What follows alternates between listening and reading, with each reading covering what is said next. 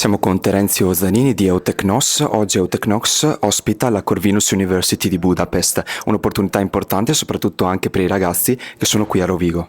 Certo, è un'opportunità importante per stabilire relazioni fruttuose tra i nostri territori, tra le nostre università, tra chi come noi sul territorio fa questo lavoro di cerniera, tra la ricerca, l'innovazione e chi nel territorio riteniamo di poter far crescere sia per giovani che escono dall'università, ma anche per portare beneficio alle aziende in generale, che è il compito poi della Rete. Loro sono qui per conoscere come funzionano le reti, come sono impostate le reti innovative regionali in Veneto e per verificare, per constatare l'impatto che le attività delle reti possono produrre nella crescita delle imprese, che vuol dire crescita economica, vuol dire stabilità occupazionale, crescita occupazionale e crescita dei territori. What was the focus of the meeting of today?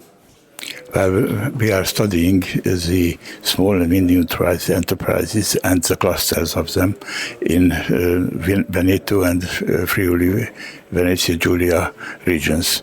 And today we came to see this cluster for artistic manufacturing. So we would like to know how do they work, are they managed. The members of the group are students of economics and business, and so they are interested in operational and financial questions. So that's kind of questions are asked today.